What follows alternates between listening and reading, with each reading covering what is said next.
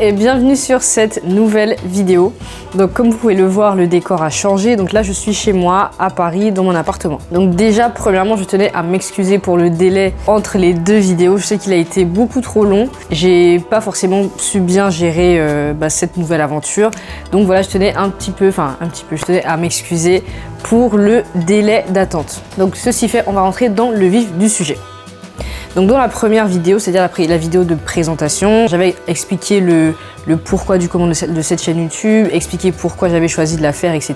Et notamment, j'avais dit que c'était pour encourager, pouvoir donner des conseils plus ou moins ciblés selon les domaines, et notamment le domaine des études, le domaine académique. Et là, j'avais expliqué justement que je m'étais inscrite en prépa afin de passer l'un des concours les plus difficiles de France. Donc dans cette vidéo, je vais expliquer mon parcours académique, expliquer pourquoi j'ai fait la prépa et finalement quel concours j'ai passé et qu'est-ce que je pourrais donner comme conseil après tout cela à des gens qui voudraient le passer ou juste à des gens qui souhaiteraient passer certains examens, certains concours, etc. Comment va se dérouler la vidéo? Donc à chaque fois, je vais raconter un petit peu comment s'est déroulée telle ou telle étape, notamment la licence, le master, etc. Je vais essayer de survoler tout ça pour éviter que la vidéo soit trop longue. Donc n'hésitez pas à me poser des questions dans les commentaires. Je pourrais y répondre directement dans les commentaires ou alors en faisant une vidéo, des réels, etc. Donc vraiment, n'hésitez pas à me poser des questions. Donc premièrement, pourquoi j'ai fait du droit? Donc c'est une très bonne question. Parce qu'au départ, je ne savais pas forcément ce que je voulais faire. Je ne fais pas partie des gens qui savaient ce qu'ils voulaient être en grandissant. Moi, je voulais être styliste, neurochirurgienne, enfin bref. En fait, c'est très vague, donc je n'avais pas forcément d'objectif, d'idéal professionnel. Donc à la fin du lycée, donc moi déjà j'ai fait un bac ES, donc terminal ES. Donc aujourd'hui, je sais que ça n'existe plus, mais en tout cas à l'époque, c'était un mélange à la fois de matière scientifique et de matière littéraire.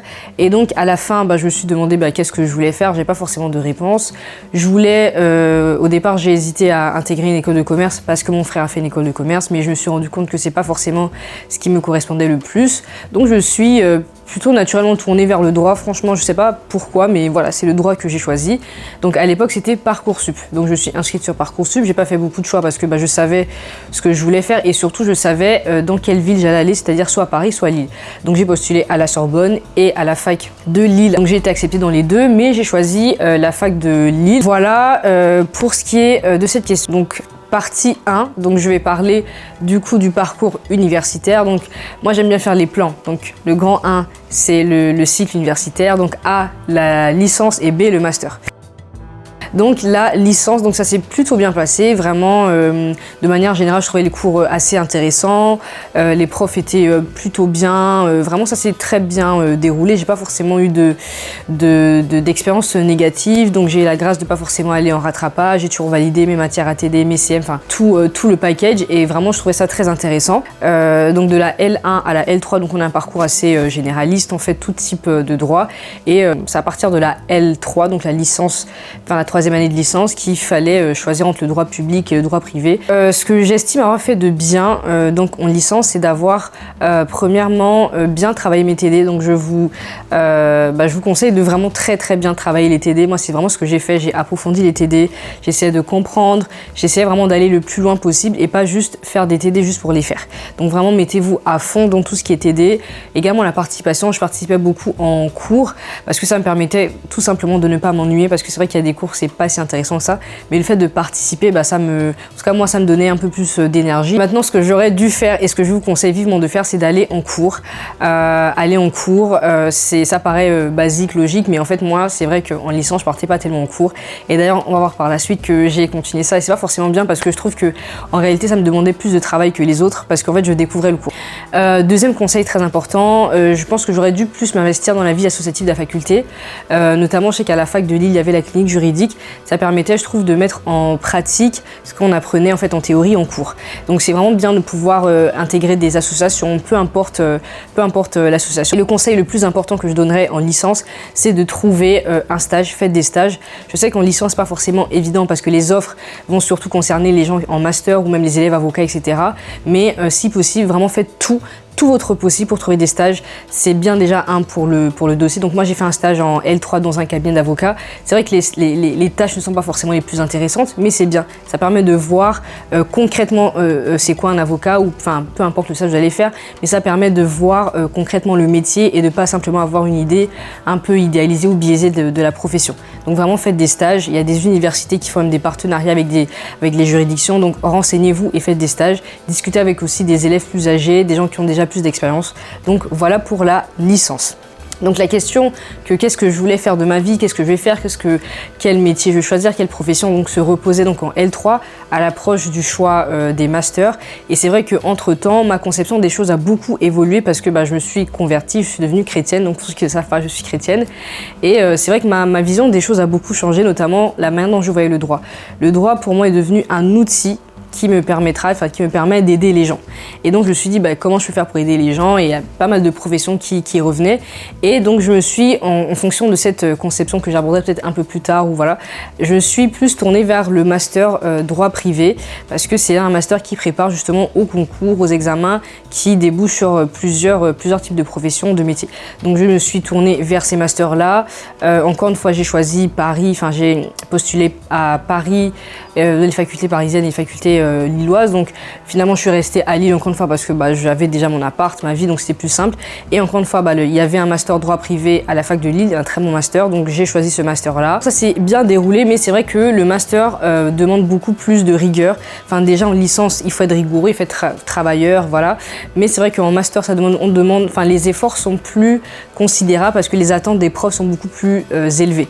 Donc en master, l'erreur du coup que j'ai faite, c'est aussi de pas aller en cours. Et là par contre ça a vraiment été très dur de réviser parce que je découvrais les cours. Et franchement en master 1, notamment dans ce master là, on avait énormément de matière, il y avait énormément de technicité, il y avait beaucoup de procédures civiles, de droit pénal, de droit maritime, droit des affaires, enfin c'est très large, donc ça demande beaucoup de compétences. Et je trouve que pour le master, vraiment aller en cours, vous êtes déjà vers la fin, vous n'avez rien à perdre, au contraire vous avez tout à gagner. Donc, mais de manière générale le master s'est bien passé. Je trouvais les cours intéressants. Donc la sélection en master, comment elle se fait déjà, j'ai pas précisé, mais elle se fait, premièrement, et c'est un petit peu logique, par rapport au niveau des résultats académiques, par rapport à la cohérence du projet professionnel et par rapport également au stage, à la motivation. Donc c'est vrai que ce qui compte beaucoup, c'est les notes, mais aussi si vous avez justement fait beaucoup de stages, ça peut jouer. Donc moi j'avais fait qu'un seul, mais les notes aussi ça suivait. Donc voilà, c'est important d'avoir de bonnes notes, de travailler, et voilà. Donc de manière générale, le master 1 s'est bien passé. On était 30 je pense en master 1. Donc en master 2, bien évidemment, je suis allée en master 2 droit privé approfondi. Donc la sélection se fait sur les mêmes critères, résultats académiques, niveau des résultats académiques, stage, motivation, et encore une fois cohérence du projet professionnel. D'ailleurs c'est les deux masters préparent au concours, préparent aux examens. C'est aussi un master qui, c'est également un master de recherche. Donc au master 2, on avait les cours, les attentes étaient différentes parce qu'on avait beaucoup plus projet de groupe. Il y avait un mémoire, il y avait un stage à faire, il y avait un grand oral et des grands écrits. Un grand écrit ou des grands écrits, je ne me rappelle plus. Donc ça demandait beaucoup plus de travail encore une fois. Par contre, je trouve que là, on était, je pense, déjà habitués par le rythme qu'on avait eu en master, donc c'était un peu plus simple. Mais ce que je recommanderais vraiment et vivement de faire en master 2, c'est de se prendre, de travailler le mémoire le plus tôt possible. Parce que encore une fois, moi par exemple, j'ai commencé à vraiment travailler mon mémoire vers février. On se dit que ça va, mais en fait c'est assez juste parce qu'entre temps j'avais déjà un stage. J'avais un stage, donc c'était assez compliqué de gérer les deux, sachant qu'après on avait en plus les travaux de groupe et les écrits et les oraux. Donc vraiment pour le mémoire, réfléchissez-y le plus tôt possible, notamment par rapport au thème sur lequel vous allez travailler. N'hésitez pas à réfléchir à ça déjà en master 1, ça va être plus simple. Mais de manière générale, ça s'est bien passé. Après, c'est vrai que moi, mon directeur de mémoire, vu que c'était le président de la faculté, il avait moins... Est-ce qu'il était président déjà à cette époque ou pas? Bref, mais il n'était pas très présent, donc ça demandait beaucoup plus de travail, donc parce que bah, tu es un petit peu laissé à toi-même. C'est vrai qu'en Master 2, les profs sont moins présents. Voilà, clairement, les profs sont moins présents. C'est vraiment de l'autonomie x 100 et c'est vraiment énormément de travail personnel. Mais d'ailleurs, je trouve que de manière générale, la faculté, c'est beaucoup de travail personnel, c'est beaucoup d'autonomie. Et donc, de manière générale, voilà, j'ai pu valider ma licence avec mention, master avec mention, etc. C'est toujours bien passé. Et donc, forcément, mais en Master 2, la question se repose. Qu'est-ce que je veux faire? Quel métier je vise? Et c'est vrai que j'avais déjà commencé à réfléchir par rapport à la magistrature. Donc vous devinez quel concours j'ai passé. Donc je me suis inscrite en prépa, donc après le Master 2, la prépa ISP, afin de passer le concours pour intégrer l'ENM, c'est l'École nationale de la magistrature. Donc à partir de là, on va entrer dans la partie 2 de la vidéo. Cette deuxième partie qui va concerner la prépa, donc comment on va fonctionner. Je vais encore refaire un plan. Donc le grand 2, bah, c'est la prépa. Le grand A, ça va concerner plutôt l'aspect très technique, c'est-à-dire le déroulement de la prépa et du concours. Et enfin, dans un grand B, je vais aborder plutôt mon ressenti général, que ce soit à la prépa et quand j'ai passé le concours. J'ai choisi l'ISP, c'est la meilleure prépa pour l'ENM. C'est la meilleure prépa, je pense, depuis 40 ans. Enfin bref, c'est une très bonne prépa. C'est une prépa privée. Donc effectivement, il y a un coût, mais c'est une très très bonne prépa. Donc je me suis inscrite à la fin du master. Donc moi, je me suis inscrite assez tardivement parce qu'en fait, avant, j'étais dans un IEJ. Je vais pas forcément dire lequel, mais j'étais dans un IEJ et j'estimais que c'était pas forcément suffisant pour préparer ce type de concours. Donc l'IEJ, c'est Institut d'études judiciaires, c'est dans les facultés et donc ça permet de préparer les concours. Il y en a plusieurs, mais moi j'ai préféré du coup en octobre, novembre, assez tardivement encore une fois, de m'inscrire en prépa. Et en plus de ça, il restait une seule place. Vraiment, j'ai eu de la chance. Il restait une seule place pour ce type de module. Donc déjà, même avant de rentrer dans la prépa, je vais prendre d'abord peut-être quelques secondes pour expliquer le concours, sinon ça va pas être clair. Donc pour intégrer en fait l'ENM, c'est-à-dire l'École nationale de la magistrature, il faut passer un concours qui se déroule en 2 étapes. La première étape, c'est les écrits. En fait, vous avez différentes matières à passer, notamment le droit civil. Et quand je dis le droit civil, c'est vraiment tout le droit civil, c'est extrêmement large. C'est la particularité de ce concours, c'est ce qui le rend aussi exigeant, aussi difficile. Donc vous allez avoir soit une dissertation, soit un cas pratique, droit pénal, et quand je dis droit pénal, c'est tout, donc procédure spéciale, etc. Encore une fois, cas pratique ou dissertation. Vous avez une épreuve de culture G, vous avez ensuite une épreuve de synthèse et une épreuve de droit public. Donc la plupart des épreuves durent 5 heures, sauf concernant les cas pratiques. Si c'est un cas pratique, c'est 3 heures, mais les dissertations, notamment culture G, civil, pénal et synthèse, c'est 5 heures, sinon c'est 3 heures. Si tu réussis ces écrits, tu passes les oraux, et ensuite dans les oraux, il faut choisir des matières. Donc c'est au choix, tu choisis entre différentes matières, mais encore une fois, je vais rester assez bref pour éviter que la vidéo soit trop longue. Mais donc ça se passe en 2 étapes, et à la fin, si tu réussis chacune de ces étapes, tu intègres l'ENM, tu fais 2 ans, et à la fin, bah, tu es magistrat. Et justement, c'est quoi être magistrat? Parce que ça aussi, des fois, j'ai quelques réponses, des interrogations sur le métier de magistrat. Donc le magistrat, c'est un professionnel du droit qui est un peu le cœur en tout cas qui participe au bon fonctionnement de la justice, et il va être justement formé à l'ENM. Dans les magistrats, grosso modo, il y a les magistrats du siège, donc les juges, c'est-à-dire qu'ils sont assis, ils rendent des décisions, et on a le parquet, le ministère public, c'est également des magistrats, mais ce ne sont pas des juges, ils ne rendent pas des décisions, ils vont requérir des peines, diriger les enquêtes, etc. Donc voici les 2 grandes familles, mais les 2 ont exactement la même formation, on passe le même concours. D'ailleurs, par rapport à l'ENM, il y a plusieurs concours, mais moi j'ai passé le premier, c'est-à-dire c'est celui qui concerne généralement les étudiants. Donc le taux de sélectivité, je pense qu'il est de 9 à 10%, en tout cas l'année dernière de ce que j'ai pu voir, c'était donc tu as entre guillemets 9% de chance de réussir. Il y a environ 3000 inscrits. 3500 inscrits et pour très peu de places, donc je sais plus c'est exactement le chiffre, mais j'hésiterai pas à mettre juste en dessous. Donc voilà, c'est un concours qui est extrêmement sélectif. C'est pour ça qu'il faut bien choisir comment choisir sa préparation. Donc il y a plusieurs choix par rapport à ça. Il y a des EEJ encore une fois qui sont très bien et les prépas qui sont très bien. Donc voilà, j'ai un petit peu expliqué le NM, le concours, etc. Donc je me suis inscrite en prépa. Tu reçois donc des polycopiés de plusieurs tonnes que tu reçois. Et en fait, à l'intérieur de ces polis, il y a absolument tout ce qui va être nécessaire pour concernant les connaissances. Parce qu'il faut énormément de connaissances. En plus des polycopiés, on va avoir des vidéos, on a des cours en présentiel, en distanciel. Les profs sont bienveillants. Il y a des magistrats qui viennent. Il y a des magistrats qui donnent des cours. Je pense notamment au cours de droit pénal, c'était un magistrat. Enfin, il y a vraiment de tout. On est au contact de tout ça et la possibilité de faire des stages. C'est vraiment une très bonne prépa. Donc c'est à partir de janvier qu'on commence à avoir les cours. Donc je pense que là on voit les vidéos qui passent, etc. En prépa, la prépa c'est pas la faculté. Donc l'exigence elle est trois fois plus élevée. Par exemple, c'est au départ on te dit et on te l'explique que c'est assez normal. Tu commences les premiers concours blancs, tu te tapes des 3. Pourtant, en licence, en master, tu avais de bonnes notes, mais tu vas te manger des 5, des 6, et c'est normal parce que c'est en prépa. En fait, on vous apprend plutôt une méthodologie. Les connaissances, ça va plus ou moins, mais c'est surtout la méthodologie, la manière de présenter ses connaissances, etc. Et donc, tout au long de la prépa, on vous apprend en fait à réfléchir comme un magistrat, on vous apprend à rédiger comme un magistrat, à être en fait un magistrat, et à plus vous voir simplement comme un étudiant, mais vraiment à être dans cette optique-là, cette conception-là. Le concours, il était en juin, début juin, et donc je pense que là aussi les images vont s'afficher. J'ai essayé de filmer un petit peu, donc il y avait énormément de personnes dans la salle, c'était vraiment impressionnant, c'était très impressionnant. Et donc je dis l'issue du concours, bon je pense que là peut-être que à force je pense que vous l'avez deviné, mais je n'ai pas réussi le concours pour intégrer l'ENM. Donc qu'est-ce que j'ai fait? Donc je me suis réinscrite donc cette année donc en prépa. Il y a encore un coût, voilà, bref, mais je m'étais réinscrite, donc après tu reçois encore des polis, etc. Donc voici un petit peu l'aspect technique de la prépa. Encore une fois, j'ai survolé beaucoup d'aspects, beaucoup de choses pour éviter que la vidéo soit très longue, mais je veux vraiment rentrer dans le vif du sujet, c'est-à-dire dans le grand B, c'est-à-dire mon ressenti général. Donc vu que je me suis inscrite vers octobre-novembre, j'estimais que j'avais du retard et donc j'ai dû, entre guillemets, rattraper ce retard.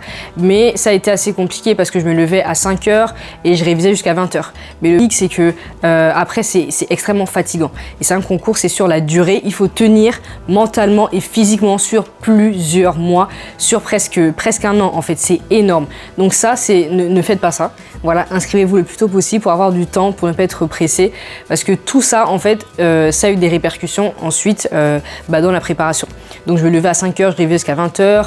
En plus de ça, je vivais seule à Lille. Donc je révisais seule, je faisais tout seul, je ne sortais pas énormément. Et à force, c'est pas une bonne idée. Donc essayez de, je sais pas, de sortir, réviser à la BU, réviser avec des gens. Bon, quoique réviser avec des gens, ça dépend qui.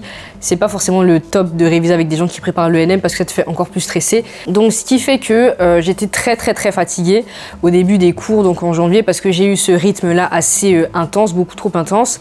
Donc après, j'ai commencé un petit peu à baisser parce que je me suis dit en fait c'est pas possible, je vais pas tenir jusqu'en juin en faisant ça. C'est pendant en fait cette année de prépa, et notamment pour les premières notes qui arrivaient, que je me suis rendu compte que j'avais un dialogue intérieur qui était très malsain.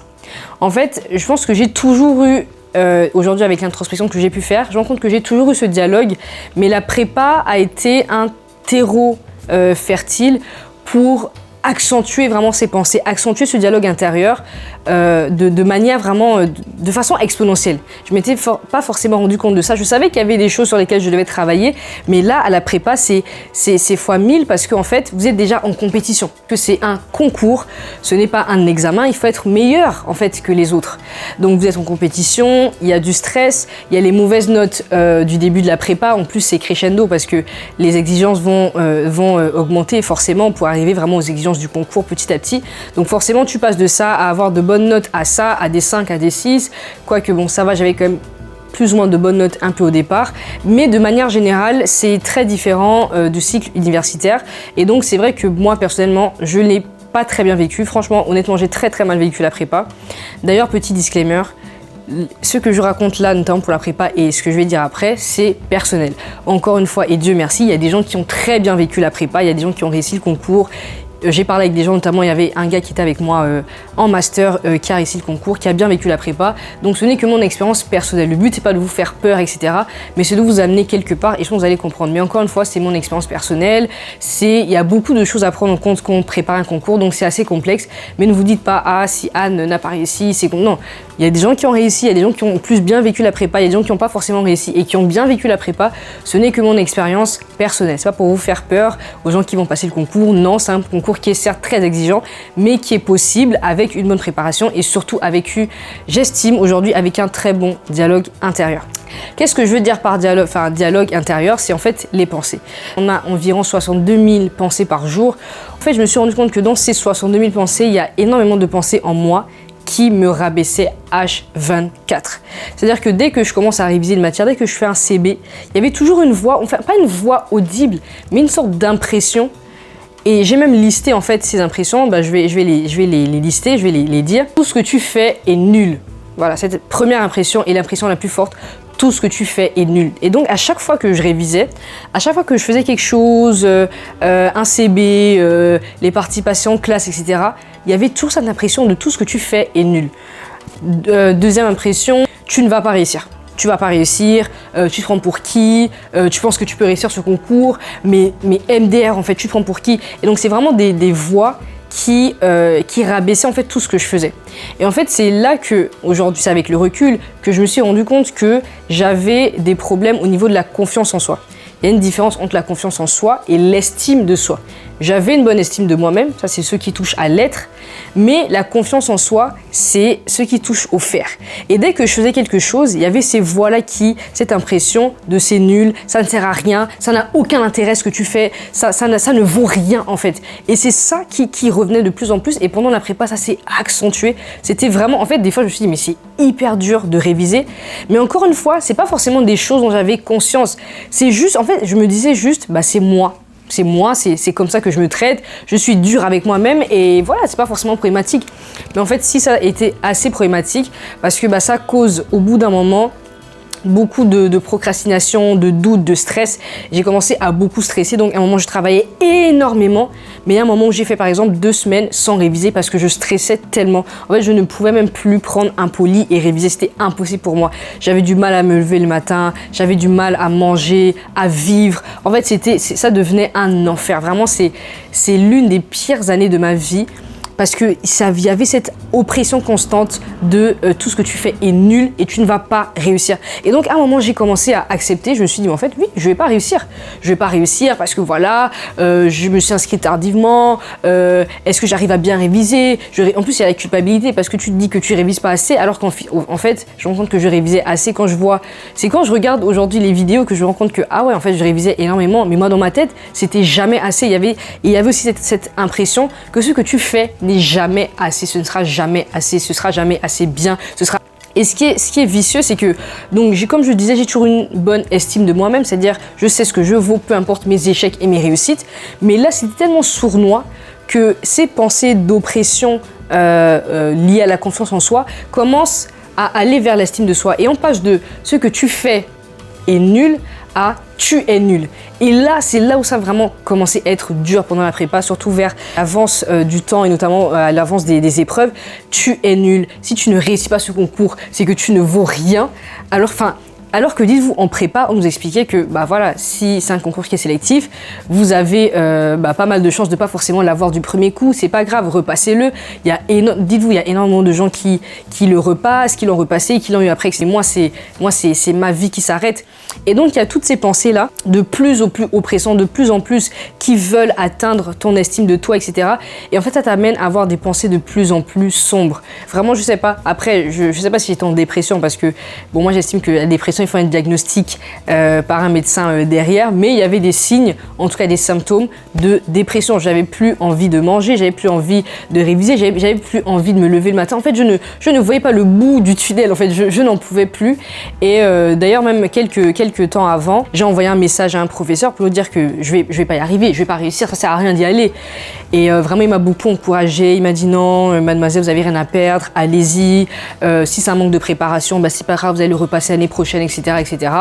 J'ai aussi, en plus, il y avait toute la pression derrière par rapport à mes parents. Je voulais que mes parents soient fiers de moi parce que eux, c'est des gens très brillants, c'est des gens qui ont réussi, c'est des gens qui ont toujours tout réussi, en fait, qui réussissent dans tout. C'est des gens qui ont des titres, qui ont des diplômes, c'est des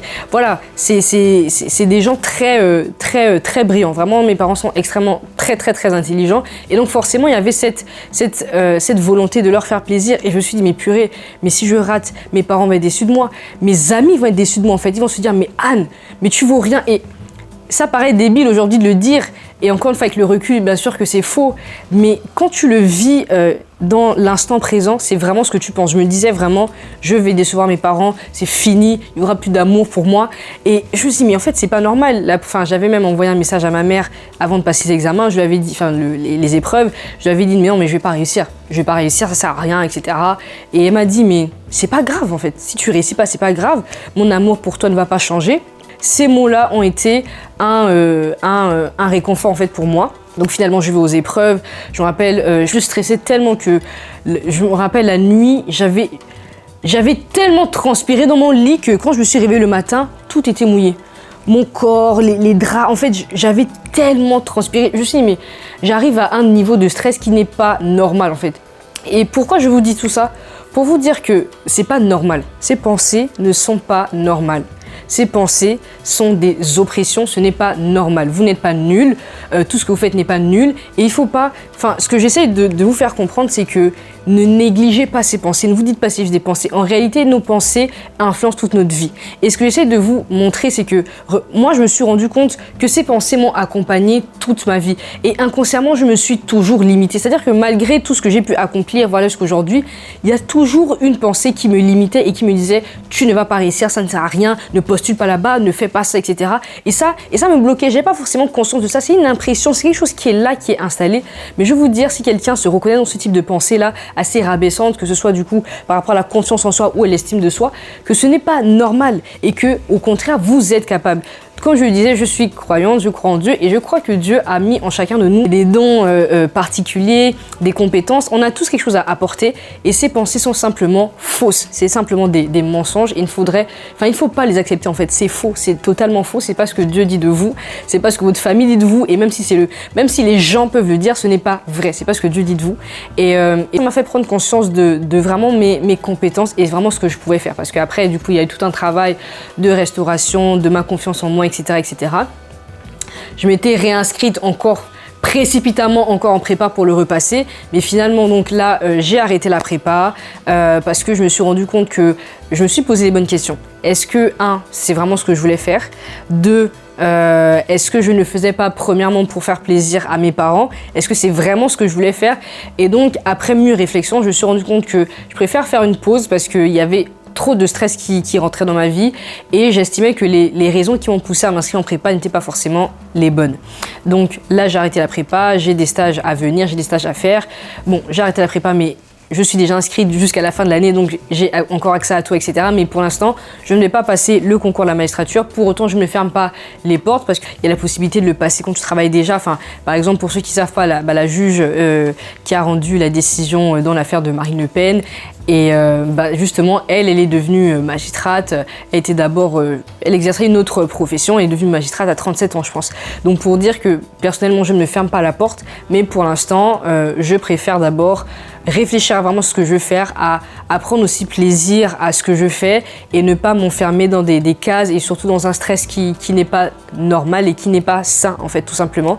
Donc je sais que peut-être la vidéo là sera un petit peu longue, mais ce que je tenais vraiment à vous dire c'est que faites attention à votre dialogue intérieur et que c'est un concours, peu importe le concours que vous passez, les examens que vous passez, etc., vos échecs, vos réussites, vous avez de la valeur. Vous avez de la valeur, vous êtes capable d'accomplir des choses, peu importe les choses, peu importe les concours, les examens, voilà, peu importe, vous avez des compétences, vous avez la possibilité de réussir, vous pouvez réussir. Moi, pourquoi je dis souvent aux gens pourquoi j'ai fait cette chaîne YouTube, parce que je me rappelle en novembre, justement pendant la période où je révisais vraiment beaucoup trop. Je cherchais sur internet encouragement, ENM, etc. Parce qu'en fait, je voulais juste que quelqu'un me dise que je peux réussir. Si j'avais cru un instant que j'allais réussir, je pense que j'aurais pu réussir ce concours. Mais juste pour dire aujourd'hui à quelqu'un que tu peux réussir et que même si du coup, si tu n'as pas réussi un concours, un examen, bah ta vie n'est pas finie. Tu peux le repasser, tu peux faire autre chose, tu as des compétences, tu as des qualités. Tu as tellement de choses à apporter. En fait, pour finir sur une touche un peu plus positive, je dirais quand même que j'ai enfin, il y a eu des aspects positifs dans la prépa. J'ai vraiment appris à aimer par exemple le droit public. C'était pas forcément mon domaine préféré, je trouvais pas forcément ça très passionnant, mais c'est vrai qu'en prépa, avec les profs qu'on a eu, bah, j'ai vraiment redécouvert un amour, j'ai vraiment eu un amour nouveau pour le droit constit, pour les libertés publiques. C'est extrêmement intéressant. Pareil, la culture, je pense que c'était ma matière préférée, c'était très intéressant, très stimulant intellectuellement, et c'est vrai que le prof, j'avoue, en fait, toutes les filles étaient fans du prof de culture G parce que voilà, il est très beau, très intelligent, très cultivé, mais voilà, plus sérieusement, c'était vraiment un cours pour moi, c'était le meilleur cours. C'était le meilleur cours, il y avait beaucoup d'actualités, beaucoup de bases, et je pense que tout ce que j'ai appris en prépa, en fait, c'est des choses que je pourrais réutiliser pour ma vie au quotidien, que ce soit la rigueur, la persévérance.